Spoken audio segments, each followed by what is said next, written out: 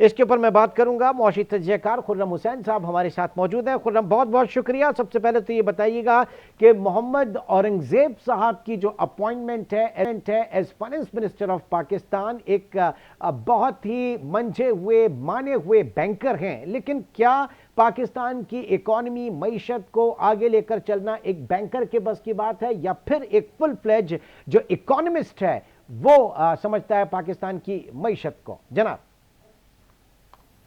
ना, I think Imran individual पे depend करता है ज्यादा, और उनके जो भी एक्सपीरियंस रहा है। और आई थिंक औरंगजेब साहब का जो भी एक्सपीरियंस है, I don't think it would be fair to say कि उनके पास वो नॉलेज या वो स्किल्स नहीं है मईशत को आगे लेके चलने की। लेकिन अभी जो बात हो रही है वो मईशत को आगे लेके चलने की तो बात ही हो रही। अभी जो बात है वो बेसिकली इसके तमाम डिसफंक्शंस को मैनेज करने की बात हो रही है। बेसिकली स्टेबलाइज करना, एक इसको स्टेबलाइज किस तरह करना है और किस तरीके से इसमें एक स्टेबिलिटी पैदा करनी है ताकि ये दोबारा और बार बार डिफॉल्ट की तरफ ना जाना शुरू कर दे। और वो एक अलग स्किल होती है, और उसमें बैंकर की एक चीज जो काम आएगी वो नॉलेज है इन, क्योंकि पाकिस्तान की स्टेट जो है वो बहुत हेविली उसके कर्जों में वो फंसी हुई है, और उसमें डोमेस्टिक डेट का बहुत बड़ा रोल है। तो उनको मैनेज करने के लिए प्रॉपर तरीके से एक बैंकर की नॉलेज जो है वो लाजिम काम आती है। लेकिन जहां पे अगर आप बात कर रहे हैं कि हम लोग आगे कैसे बढ़ाएंगे इस मईशत को और उसमें रिफॉर्म्स किस तरह लाएंगे, वहां पे आई don't think even an economist would be required. उधर पीपल जिनको पब्लिक सेक्टर के साथ काम करने का एक्सपीरियंस है, जिनको पब्लिक सेक्टर से नतीजे निकालने का की नॉलेज है, वो ज्यादा काम आते हैं उस सिचुएशन में। तो आई थिंक कि अगर अपनी टीम सही तरह बनाए तो there is no reason to believe कि औरंगजेब साहब ये काम नहीं कर सकते। ठीक है, जाहिर है कि उनके अजाइम जो हैं वो बहुत ज़बरदस्त किस्म के हैं, और अब तक जो उनका मीडिया से इंटरेक्शन हुआ, जो उनके बारे में उनके थॉट्स मुख्तलिफ प्लेटफॉर्म्स पे जो बात हुई, वो बिल्कुल सबसे पहले जो बात की जा रही है कि पाकिस्तान की इम्पोर्ट लेड ग्रोथ जो है उसको एक्सपोर्ट लेड ग्रोथ में मॉडल में तब्दील करने की बात कर रहे हैं। फिर वो ये भी कह रहे हैं कि जो हमारे दोस्त ममालिक हैं वो हमसे इक्विटी इन्वेस्टमेंट के ऊपर बात कर रहे हैं, वो कंपनीज के बोर्ड के ऊपर आने की बात कर रहे हैं, या इन रियल टर्म जो है वो पाकिस्तानी के हवाले से बात की जा रही है। तीसरी चीज ये कि जनाब एक बैंकर खुद ये कह रहा है कि 22% इंटरेस्ट रेट के ऊपर डोमेस्टिक इकोनॉमी पनप नहीं सकती, तो ये बड़े पॉजिटिव साइन है।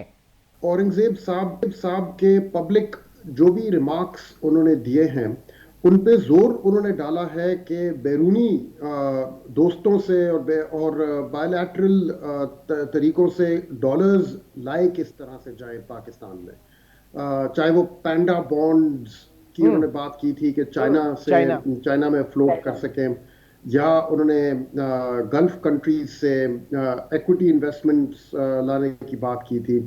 आई थिंक अभी जिस चीज की शदीद जरूरत है, ये सारी चीजें अपनी जगह, लेकिन बेस ब्रॉडनिंग जिसकी भी उन्होंने बात की है, रेवेन्यू साइड पे, और किस तरीके से पाकिस्तान की इकोनॉमी एक्सपोर्ट कंपेटिटिव हो सके एक इस तरह से कि गवर्नमेंट के ऊपर उसका बोझ ना आए। आई थिंक इन डायरेक्शंस में जो उनकी थिंकिंग होएगी और जैसे जैसे वो आगे हम लोग चलेंगे, वो ज्यादा इंपॉर्टेंट होएगी बजाय इसके कि डॉलर्स बाहर से किस तरह लेके आ रहे हैं। अलबत्ता डॉलर्स लाना भी एक जरूरी चीज है, लेकिन वो तो हम लोग करते आ रहे हैं इमरान। हम लोग पिछले कोई 30-40 साल से अपनी मईशत को इसी तरह चला रहे हैं कि बाहर से कहीं ना कहीं से कर्जे की शक्ल में हम लोग डॉलर्स वगैरह ले आते हैं, और चंद साल उसमें एज ए रिजल्ट थोड़ी बहुत इकोनॉमिक ग्रोथ पैदा हो जाती है, और फिर से दोबारा बैलेंस ऑफ पेमेंट्स क्राइसिस आ जाता है। वो वाली हिस्ट्री फिर नहीं सर, लेकिन उसमें जो बात की जा रही है ना, वो देखें, एक आईएमएफ प्रोग्राम के अंदर रहते हुए आप सबसे पहले तो भूल जाएं कि आप ग्रोथ की तरफ जाएंगे। आप सबसे पहले स्टेबिलिटी के ऊपर आते हैं और फिर उसके बाद ग्रोथ पे जाते हैं। तो एक 4-5% की एक मॉडरेट ग्रोथ जो है उसके रहते हुए, बजाय इसके कि हम 7-8% की इकोनॉमिक ग्रोथ पे और एशियन टाइगर बनाने जाएं, और उसके बाद हम चूंकि हमारी इंपोर्ट लेड ग्रोथ है तो हम अपनी इंपोर्ट्स को खोल देते हैं, अगेन फिर एक विशेष साइकिल के बैलेंस ऑफ पेमेंट का क्राइसिस खड़ा हो जाता है। तो हमें अपने ग्रोथ मॉडल को बहुत रिव्यू करने की जरूरत है। इस पे उनकी अप्रोच क्या है सर? इस आई थिंक मुझे जो जिस हद तक समझ आया है उनके पब्लिक रिमार्क्स से, तो उन्होंने रेवेन्यू बेस को ब्रॉडन करने की बात की है और एक्सपोर्ट्स को रिवाइव करने के लिए उन्होंने regionally competitive tariffs, power tariffs वगैरह की भी बात की है। देखते हैं अगर उनके पास रिसोर्सेज होती हैं ये पावर टैरिफ्स को सब्सिडाइज करने के लिए, नंबर वन। और नंबर टू के अगर बेस ब्रॉडनिंग का जब टाइम आता है तो उधर काफी तगड़ी किस्म की सियासत इन्वॉल्व रहेगी। एग्जैक्टली। तो वहां पे उनको कितनी सपोर्ट मिलती है अपने ही कैबिनेट कॉलीग से, अपनी गवर्नमेंट से। बट आई थिंक ये इशारे तो दुरुस्त डायरेक्शन में है ओवरऑल। अब इसकी इम्प्लीमेंटेशन के ऊपर हमें देखना होगा कि ये नहीं तो कैसे इसमें कि ये एज कैसे कम्पेयर करेंगे। टू पीडीएम 1 या पीडीएम 2 इस वक्त जो बात की जा रही है, इसमें कितनी दमखम है कि इन इन इस्लाहाती रिफॉर्म्स एजेंडा को आगे लेकर चलने में, क्योंकि अब इतनी ज़्यादा पॉलिटिकल ये इलेक्ट के यहाँ पर आए हैं और ये सारे, क्योंकि पॉलिटिकल कैपिटल पिछली मर्तबा भी इनका काफ़ी नुकसान हुआ था, तो क्या आप इतनी हिम्मत कम कर पाएंगे ये ब्रॉडनिंग ऑफ टैक्स बेस के हवाले से और दूसरी चीज़ों में, स्पेशली प्राइवेटाइजेशन में? देखिए, इस गवर्नमेंट को किसी किस्म की एक्सक्यूज नहीं मिलनी चाहिए और ना इनको पलट के किसी किस्म की एक्सक्यूज अब हमें देनी चाहिए। ठीक है, 2/3 मेजोरिटी इनके पास है। और उसके साथ साथ एस्टैब्लिशमेंट की फुल बैकिंग है इनके पास। मुझे नहीं याद कि ये माजी में कब हुआ है। 97 में लास्ट गवर्नमेंट आई थी जिसके पास 2/3 बैकिंग, जिसके पास 2/3 मेजोरिटी थी पार्लियामेंट में, लेकिन उसके पास एस्टैब्लिशमेंट की वो बैकिंग नहीं थी जो इस वाली गवर्नमेंट के पास है। तो एक लिहाज से इनका मैंडेट तो डेफिनेटली कुछ क्वेश्चन मार्क्स हैं उसके ऊपर, लेकिन जो मेजोरिटी इनको दी गई है और जिसके साथ ये लोग अब लेके चलेंगे, इनके पास जीरो एक्सक्यूज है किसी किस्म की। और पूरा 5 साल का भी इनके पास आगे टाइम होराइजन है। ये भी नहीं कह सकते कि मिड स्ट्रीम आ रहे हैं, मिड फील्ड में आ रहे हैं, और कोई खास ऑपोजिशन नहीं है। ठीक है ना कि तो आई थिंक इससे ज्यादा स्ट्रॉन्ग पोजीशन अब it's not fair to ask from for any government to ask, इससे भी ज्यादा मजीद कोई स्ट्रॉन्ग उनको पोजीशन चाहिए। नहीं, लेकिन They मसला have सर, मसला everything सारा they क्या है need. कि विद इन द पार्लियामेंट जो एग्रीकल्चर जो पूरी लॉबी वहां पर बैठी है, वो एग्रीकल्चर इनकम टैक्स नहीं लगाने देते। फिर होलसेलर, रिटेलर, बहुत बड़ा पॉलिटिकल कैपिटल है सियासी जमातों का, तो ये तब्दीली तो अंदर से आनी है। फिर आनी तो है अंदर से। अब लाए ना ये लोग, क्योंकि अब आ गए हैं, इतनी बड़ी इनको मेजोरिटी मिल गई है। सूबा पंजाब इनका अपने कंट्रोल में है। There is no excuse any more Imran. अब किसी now they have to deliver, there is no question about that in my mind. Okay, and with the combination of SIFC आप किस तरह से देख रहे हैं?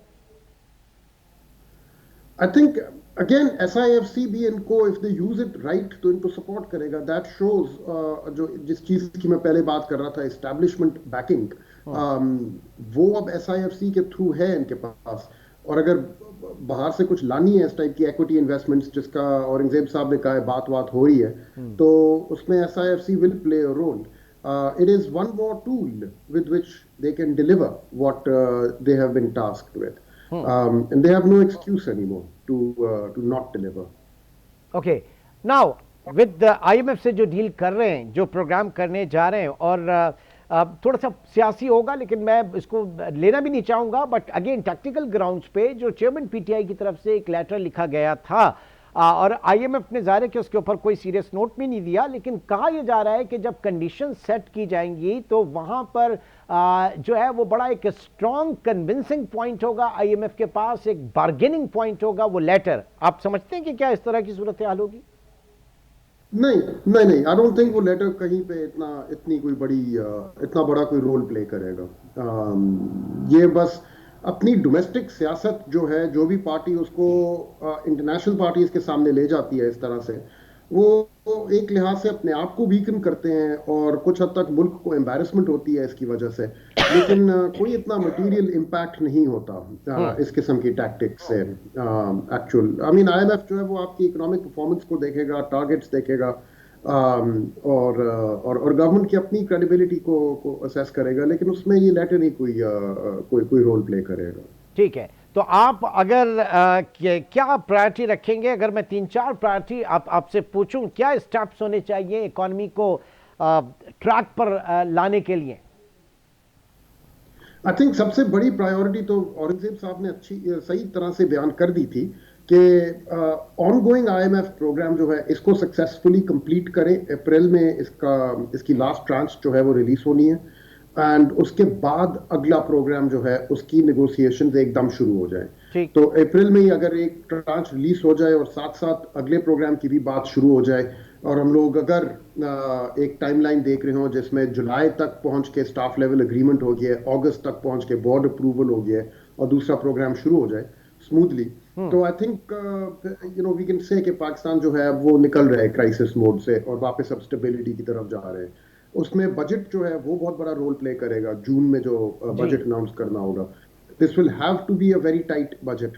गवर्नमेंट से जो उनको डिमांड्स आएंगी पब्लिक सेक्टर, ये डेवलपमेंट प्रोजेक्ट्स और इस किस्म की चीज़ों के लिए, उनको अभी दूर रखना पड़ेगा, और रेवेन्यू प्लान उसका बहुत सॉलिड और क्रेडिबल किस्म का होना होगा। Hmm. I think all this is possible, और अगर सब कुछ स्मूथली जाए तो इट्स पॉसिबल कि बाय अगस्त हम लोग एक ऐसी पोजीशन में होंगे हाँ। जहां पे पाकिस्तान की इंटरनेशनल स्टैंडिंग जो है वो रिस्टोर हो रही होगी। ठीक है। And by the way, spending side पे जो पब्लिक सेक्टर आपके डेवलपमेंट प्रोग्राम है उसमें एक अप्रोच ये रख रहे हैं कि जनाब हुकूमत के ऊपर इसका प्रेशर नहीं होना चाहिए, पब्लिक प्राइवेट पार्टनरशिप में जो है वो होनी चाहिए पीएसडीपी के अंदर। तो ये भी एक अच्छा आउट ऑफ द बॉक्स हो सकता है।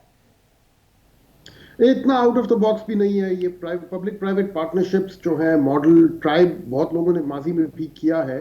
इसमें काफ़ी चीज़ें, पहली चीज़ तो एक परसेप्शन बनी हुई है गवर्नमेंट सर्कल्स में कि समहाउ इसका मतलब है कि जो प्रोजेक्ट है वो फ्री होएगा। वो फ्री नहीं होते, उसमें भी पब्लिक पार्टिसिपेशन होती है।